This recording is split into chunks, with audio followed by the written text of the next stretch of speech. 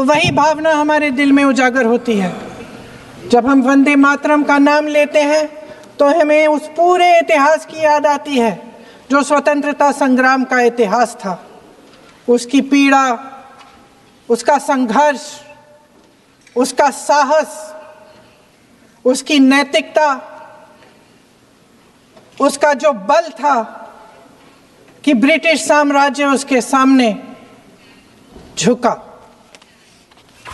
अध्यक्ष महोदय, वंदे मातरम उस आधुनिक राष्ट्रवाद की अभिव्यक्ति है जिसने भारत के लोगों को एक राजनीतिक और नैतिक आकांक्षा से जोड़ा, जिसने भारत के लोगों को एक साझा नियति के उत्तराधिकारी, एक साझा भविष्य के निर्माता के रूप में देखा। लेकिन आज की ये बहस मुझे कुछ अजीब सी लग रही है। जैसे मैंने कहा, ये गीत देश की आत्मा का हिस्सा बन चुका है। 150 सालों से देशवासियों के दिलों में ये गीत बस चुका है। 75 सालों से हमारा देश आजाद है, तो फिर आज इस बहस की क्या आवश्यकता है?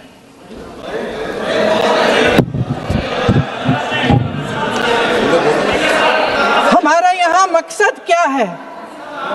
जनता से हमें दिया गया दायित्व, जनता का विश्वास, उनके प्रति हमारी जिम्मेदारी, हम किस तरह से इसका इस्तेमाल कर रहे हैं, हमें ये सोचना चाहिए। क्योंकि अब इस मोड़ पर हम इस सदन में अपने राष्ट्रगीत पर भी बहस करेंगे। आपने बहस मांगी है, आपने बहस मांगी है। आप तो इलेक्टोरल रिफॉर्म्स की बहस नहीं मांग रहे थे कि जब तक हम इस पर बहस नहीं करेंगे तब तक उस पर बहस नहीं होगी। इसकी वजह क्या है? इसकी वजह क्या है? हम आज यहाँ ये बहस क्यों कर रहे हैं? हमारा राष्ट्रगीत है, इस पर क्या बहस हो सकती है? हम ये बहस यहाँ आज 2 वजहों से कर रहे हैं। पहला कि बंगाल का चुनाव आ रहा है, हमारे प्रधानमंत्री अपनी भूमिका निभाना चाहते हैं उसमें। और दूसरी वजह ये है, ये मकसद है, पुरानी मकसद इनकी, अध्यक्ष महोदय, कि जिन्होंने स्वतंत्रता की लड़ाई लड़ी, जिन्होंने देश के लिए बड़ी बड़ी कुर्बानियां दी, उन पर सरकार नए आरोप लादने का मौका चाहती है। देश का ध्यान फिर से जनता के ज्वलंत मुद्दों से भटकाना चाहती है। यही एक मकसद है आपका। आपका मकसद है कि हम फिर से उसी अतीत में मंडराते रहें, उसी की तरफ हम देखते रहें जो हो चुका है, जो बीत चुका है, क्योंकि ये सरकार वर्तमान और भविष्य की ओर देखना ही नहीं चाहती।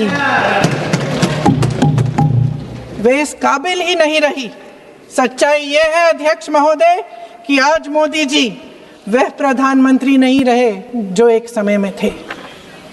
सच ये है कि ये दिखने लगा है, उनका आत्मविश्वास घटने लगा है, उनकी नीतियां देश को कमजोर कर रही हैं। और मेरे सत्ता पक्ष के साथी चुप इसलिए हैं क्योंकि अंदर अंदर से वे भी इस बात से सहमत हैं। आज देश के लोग खुश नहीं हैं अध्यक्ष महोदय, परेशान हैं, तमाम समस्याओं से घिरे हुए हैं, और उन समस्याओं का हल आप निकाल नहीं रहे हैं। हाँ ठीक है, उसका भी बोल लेंगे, समय आएगा तो उसका भी बोल लेंगे, बल्कि कल समय आ रहा है, चुनाव पे चर्चा होगी, उस पे भी बोलेंगे। अध्यक्ष महोदय, इनके भी अपने लोग दबी जबान में कहने लगे हैं कि सारी सत्ता को केंद्रित करने से देश का नुकसान हो रहा है। इस बीच अगर हम अतीत की बातें नहीं करेंगे तो कौन सी बातें करेंगे? ये किसी और बात के काबिल ही नहीं है, सिर्फ ध्यान भटकाना है जनता का। इसलिए आज हम वंदे मातरम पर चर्चा कर रहे हैं। वंदे मातरम देश के कण कण में जीवित है, इस पर बहस नहीं हो सकती। लेकिन चलिए, आपने बहस मांगी, आप बहस करना चाहते हैं, बहस करते हैं। आज इस चर्चा को प्रधानमंत्री जी ने शुरू किया, उन्होंने भाषण दिया और इसको कहने में कोई झिझक नहीं है कि भाषण अच्छा देते हैं, थोड़ा सा लंबा लेकिन भाषण अच्छा देते हैं। सिर्फ एक कमजोरी है, अगर आप इजाजत दें तो मैं बोलूं, एक कमजोरी है। हाँ, उसी पे बोल रहे हैं, वंदे मातरम पे बोलो आप। अब सर मैंने तारीफ कर ली, थोड़ा और विषय वंदे मातरम का है तो हम वंदे मातरम पर ही रखें, ठीक रहेगा। सर ये वंदे मातरम पे ही है। सर आपने प्रधानमंत्री जी को सुना था, अब तो शुरू नहीं हुए। सर भाषण बहुत अच्छा देते हैं लेकिन तथ्यों के मामले में कमजोर पड़ जाते हैं, बहुत कमजोर। इसमें भी एक कला होती है कि तथ्यों को किस तरह से जनता के सामने रखा जाए। मैं तो नहीं हूं, जनता की प्रतिनिधि हूं, कलाकार तो नहीं हूं। इसीलिए मैं भी सदन के सामने कुछ तथ्य रखना चाहती हूं, लेकिन सिर्फ तथ्य के रूप में रखना चाहती हूं।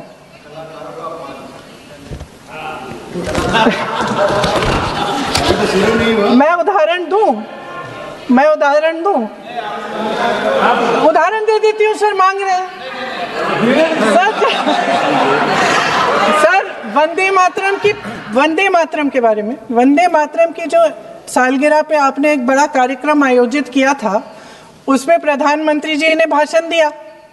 उसमें उन्होंने कहा कि 1896 में पहली बार गुरुदेव रविंद्रनाथ टैगोर ने ये गीत एक अधिवेशन में गाया। उन्होंने ये नहीं बताया कि कौन सा अधिवेशन था, महासभा, हिंदू महासभा का अधिवेशन था, आरएसएस का अधिवेशन था। किस बात से कतरा रहे थे कि ये कांग्रेस का अधिवेशन था। और उदाहरण दूं कि मैं अपना भाषण जारी रखूं, दे रही हूँ। जो वंदे मातरम की जो क्रोनोलॉजी है वो भी आप समझिए, जो असली क्रोनोलॉजी है। 1875 में महाकवि बंकिम चंद्र चट्टोपाध्याय ने इस गीत के पहले दो अंतरे लिखे, जो आज हमारे राष्ट्रगीत घोषित हुए हैं, मतलब जो घोषित हुए थे और जिसको हम आज अपना राष्ट्रगीत कहलाते हैं। ये पहले दो अंतरे लिखे 1882 में। 7 साल बाद उनका एक उपन्यास प्रकाशित हुआ, आनंद मठ। उस उपन्यास में यही कविता उन्होंने प्रकाशित की, लेकिन इसमें 4 अंतरे जोड़ दिए। 1896 में कांग्रेस के अधिवेशन में गुरुदेव रविंद्रनाथ टैगोर ने पहली बार ये गीत गाया।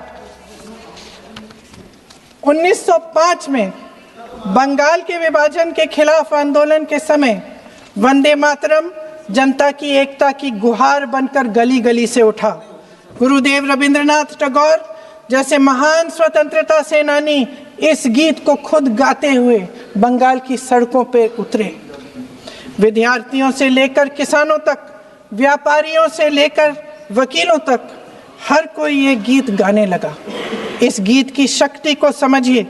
ब्रिटिश साम्राज्य इसको सुनकर कांपता था और हमारे देशवासी इसको सुनकर वह मन बनाते थे, वह हिम्मत बनाते थे कि इस भयंकर साम्राज्य के खिलाफ सत्य और अहिंसा के नैतिक हथियारों को लेकर शहीद होने की तैयारी करते थे।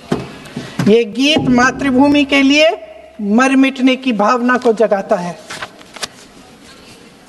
इस गीत की शक्ति ये है, इस गीत का हमारे देश से जुड़ाव ये है।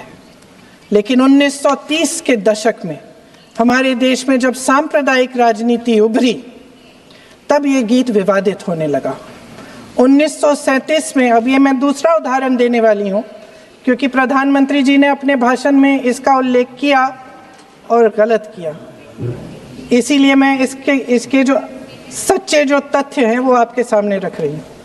1937 में नेताजी सुभाष चंद्र बोस कांग्रेस का अधिवेशन कलकत्ता में होने जा रहा था, उसका आयोजन कर रहे थे। तो जो मोदी जी ने पत्र सुनाया सदन में 20 अक्टूबर का, और कहा कि जवाहरलाल नेहरू जी ने बोस नेताजी को ये चिट्ठी लिखी और ये कहा कि इस पर चर्चा होनी चाहिए, उससे पहले 3 दिन पहले नेताजी सुभाष चंद्र बोस ने पंडित जवाहरलाल नेहरू को एक चिट्ठी लिखी थी, जिसका जिक्र आपके प्रधानमंत्री ने नहीं किया। और इस चिट्ठी में सुन लीजिएगा,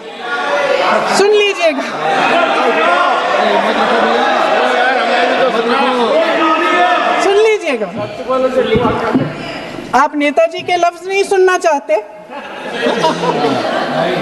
बंगाल का चुनाव आ रहा है।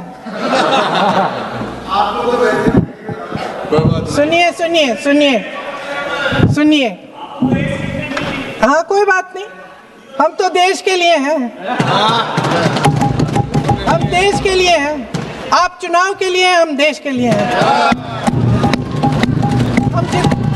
हम जितने भी चुनाव हारे, हम यहाँ बैठे रहेंगे और आपसे लड़ते रहेंगे और आपकी विचारधारा से लड़ते रहेंगे। अपने इस देश के लिए, अपनी इस मिट्टी के लिए लड़ते रहेंगे। आप हमें रोक नहीं सकते।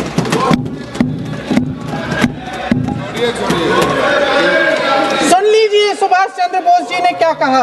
सुन लीजिए। My dear Jawahar, reference Vande Mataram, we shall have a talk in Calcutta and also discuss the question in the working committee if you bring it up there. I have written to Dr. Tagore to discuss this matter with you when you visit Santi Niketan. Please do not forget to have a talk with him when you visit Santi Niketan. ये 17 अक्टूबर को लिखी जाती है। 10 अक्टूबर को नेहरू जी इसका जवाब देते हैं और आपके और 20 अक्टूबर को, हाँ ठीक है, 20 अक्टूबर को नेहरू जी इसका जवाब देते हैं। इस जवाब की एक पंक्ति प्रधानमंत्री जी ने सुनाई, बाकी पंक्तियां क्यों नहीं सुनाई? क्योंकि उनमें नेहरू जी क्या कह रहे हैं? There is no doubt that the present outcry against Vande Mataram is to a large extent a manufactured one by the communalists. Whatever we do, we cannot pander to communalists' feelings, but to meet real grievances where they exist. I have decided now to reach Calcutta on the 25th morning. This will give me time to see Dr. Tagore as well as other friends. समझ रहे हैं आप? प्रधान चुप है तो समझ ही गए होंगे। फिर क्या होता है? फिर नेहरू जी कलकत्ता जाते हैं और गुरुदेव जी से मिलते हैं, और उसके अगले दिन गुरुदेव जी एक चिट्ठी लिखते हैं, जिसमें वो लिखते हैं, अंग्रेजी में चिट्ठी है, उसका एक अंश मैं आपको हिंदी में बता देती हूँ, जिसमें गुरुदेव जी कहते हैं कि जो 2 अंतरे हमेशा गाए जाते थे, उनका महत्व इतना गहरा था कि उस हिस्से को कविता के शेष हिस्से तथा पुस्तक के उन अंशों से अलग करने में उन्हें कोई कठिनाई नहीं थी। उन्होंने ये कहा कि स्वतंत्रता संग्राम में हमेशा